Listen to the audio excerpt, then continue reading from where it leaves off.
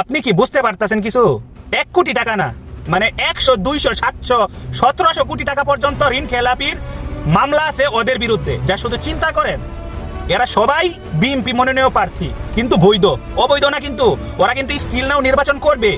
ওদের এই 7-8 জনের যদি আপনি টাকার অঙ্ক হিসাব করেন, প্রায় 5000 কোটি টাকার উপরে চলে যাবে। আপনি বুঝতে পারতেছেন এই টাকার অঙ্ক কতটুকু? এরা তো যা শুধু সামনে আইছে হিসাব, আর যাদের হিসাব এখন পর্যন্ত সামনে আসে নাই, তাহলে বুঝেন ওদের কি পরিমাণ টাকা ঋণ খেলাপি আছে ব্যাংকের মধ্যে। এই ব্যাংকে কার টাকা নিয়ে ভাগছিল ওরা? একটা কথা চিন্তা করছেন? জাস্ট এই টাকা আপনার আর আমার টাকা ব্যাংকের মধ্যে। ব্যাংক কি তার নিজের পকেট থেকে টাকা দিছে?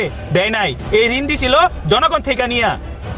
তাহলে যারা এই পরিমাণ টাকা ঋণ খেলাপি রাখা সত্ত্বেও তারা সংসদে যাবে, একটা কথা চিন্তা করেন জাস্ট ওরা কি করবে দেশের জন্য? ওরা কি কোনো দেশের মঙ্গলে আসবে? ওরা তো আবার নতুন কইরা এই টাকা কিভাবে পাচার করা যায় ওই চিন্তা করব। আল্লাহ জানে। তারেক রহমান মনে হয় এই কারণে বলছিল উই হ্যাভ এ প্ল্যান। এই চোরদের রক্ষা করার জন্য সে বলছিল উই হ্যাভ এ প্ল্যান। আপনি জাস্ট ইমেজিন করতে পারেন ভাই, এই যদি হয় 7-8 জনের আমলনামা বিএনপির, তাহলে আর কত জনের আমলনামা বাকি আছে যারা এখন পর্যন্ত ভাইরাল হয় নাই? এইসব নিউজ আপনারা কখনোই টিভি চ্যানেলে দেখাইবো না। কারণ কি জানেন? টিভি চ্যানেল মিডিয়া হচ্ছে ওদের দখলে, বিএনপির দখলে। ওদের ল্যাংটা কইরা দেন যে যেভাবে পারেন, বুঝছেন? নির্বাচনের আগে ওদেরকে ল্যাংটা কইরা দেন।